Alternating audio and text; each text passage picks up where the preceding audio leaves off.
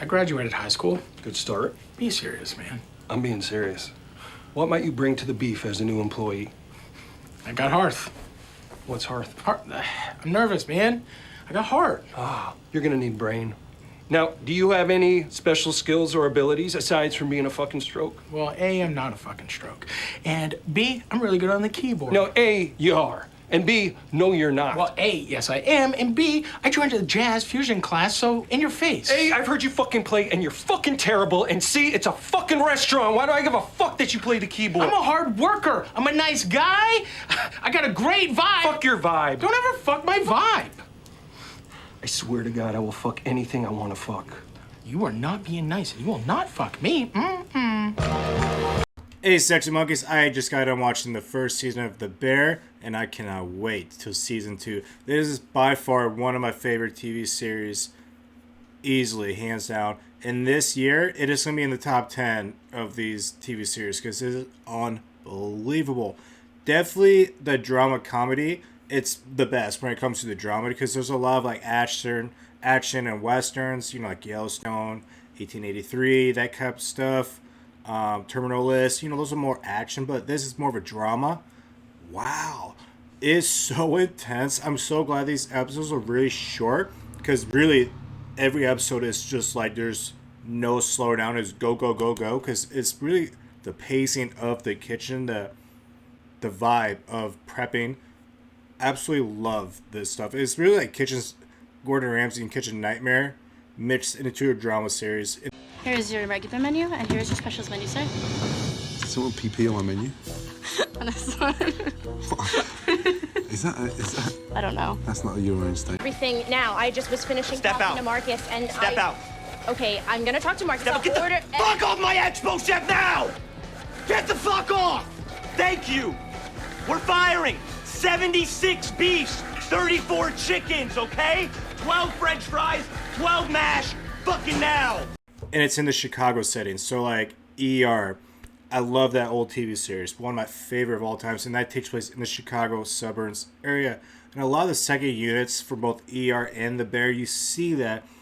And I don't know what it is with the Chicago suburb units, but I love seeing it for a second unit shot. It's a good home atmosphere. McDonald's, you don't get to be creative. You just work with robots, and everything's automatic and fast and easy. I won't make a mistake again. Yeah, you will. But not because you're you, just because shit happens. But Jeremy White plays Carmi, the main person in this, because really the plot of this is the brother of like a really high restaurant that's been around the world comes back home to Chicago. He inherits his family's sandwich shop because his brother passes away. So this whole, TV series, it's about him coming back, dealing with the devil's brother while trying to keep this mom and pop shop in business, profitable, and, going in the right direction because it's a hot mess. So he's trying to fix the kitchen. It's kind of like I said, the Kitchen Nightmare by Gordon Ramsay. So bitching to me? You wanna run this place, you fucking slut? How do you know they're not your sick? Because I'm not a fucking dick. How do you know they're not? How do you know they're not? That's fucking why you put it in the fucking window. You put it in the fucking window. Oh, yeah. You put it in the fucking window. He comes in, he wants to fix this. And in doing so, you have some of the great characters. Because this TV series, the acting, fantastic acting, the screenwriting.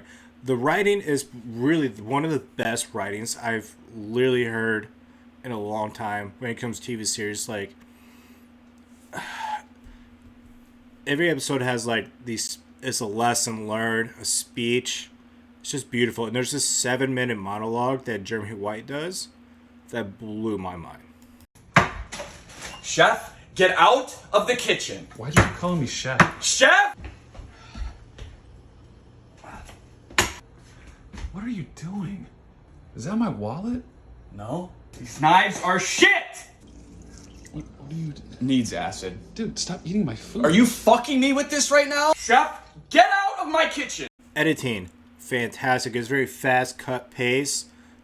It just represents, the pacing of a restaurant. It's very go, go, go, go. And the editing is just like that, and I love it.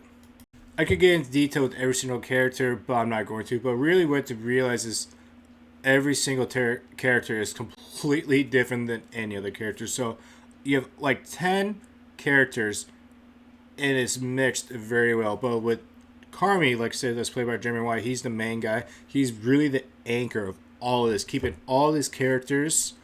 It's amazing how he does it. We did a lot of work. I spent a lot of time in kitchens. The kitchen I spent the most time at was a restaurant in LA called Pas Julie. It's in Santa Monica. Chef Dave Baran is chef there. He's really incredible. They have a Michelin star, which is kind of like the biggest deal in the restaurant world. Do people know who you are at the time, before The Bear came out? I mean, so we were all in masks. I was in the kitchen. It's an open kitchen. So it was kind of fine. And I liked that I could be there, you know. Everybody was like, this is just some actor. And they didn't really give it any thought. The show hadn't come out. They didn't know anything about the show. So I felt very, like, you know, safe there. Yeah. But yeah, we did all our homework. And we had these wonderful chefs. Maddie Matheson, who's a really incredible chef. Courtney Storer, who's the showrunner's sister, was a chef at this place, John and Vinny's in LA. So that authenticity that came from these guys. Yeah, that place is great. Yeah. Talk about the humor again. It's very dark, smart ass, but it cracks me up. There's this one scene where they accidentally put pretty sure Xanax in the kids like Kool-Aid at a party, and they all fall asleep, and the dad was like, oh, about time I get some quiet time. It's a lot of that stuff, but it's really great. The humor cracks me up. It really, like, because these episodes are very intense, so you got to have humor to calm it down every once in a while. So it's perfectly paced how they do it. Fact, you're up. Me? I'm thankful for my cats, Ralph. They both name Ralph? Yeah, it's just like it's easier that way. Ralph and Ralph. All right, Teen, you're up. What's up? I'm grateful for all y'all, my friend. You fucking softy. I guess I'm grateful that Richie didn't come in here wearing that cologne today that he always be wearing. Yeah. You know, it smelled like a pine tree and shit. Smell like onion underarm. Onion underarm. But really, what this TV series does, it's a roller coaster of emotions. You're gonna cry, you're gonna laugh, you just want to be pissed off sometimes, but it's so intense. And the very ending was such a sweet, they end on a great emotional ending where you just cannot wait for season 2, because this was such a great like character development, getting ready to what we're really gonna see, which is the Bear restaurant coming into fruition in season 2. So this season is, I feel like we're having scratched the surface. I really feel like this was just an introduction to the characters, which is really going to blow up in the next couple of seasons. The character named Sydney, she's a bright young actress. I cannot wait to watch her. I forgot her name already, but she's cute. I love it. She has that wicked humor. I love this humor. It's hard to describe it, but it's kind of like Jason Bateman, kind of like the smart ass, just nope, yep, just straight to your face. Overall, man, I'm giving this like an 8.7 out of 10 for a TV, and that's extremely high. It's one of the best of the year, hands down. And if you talk about just drama, comedy, it's the best. But there's some action out there that are pretty solid that are going to put his... But this is definitely a top 10 TV series. It's going to win awards. It's going to win awards. All right, Section Monkeys, what do you guys think about The Bear? Season 1. Cannot wait for season 2. Comes out next year on FX, Hulu, same thing. So, all right, Section Monkeys. Hope you have a good day. Remember, please be kind and rewind that VHS tape.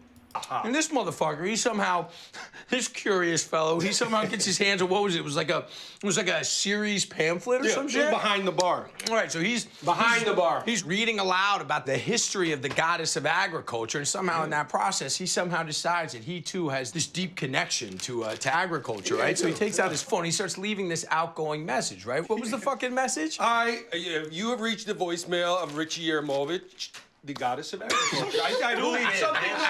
It's so dumb. Shit is genius. The goddess over here, he's trying to leave this message, but he's a puddle. He keeps fucking up. It's just getting louder and louder and louder. And somehow with all the cacophony and all the fucking nonsense, with all the fucking hullabaloo, we hear this fucking voice ring out, and the voice says, "What are you doing?" Right? And right in front of us, this guy, he turns around. Who was it? Bill Murray! Bill Murray! Of course it's Bill. Oh, Bill fucking Murray!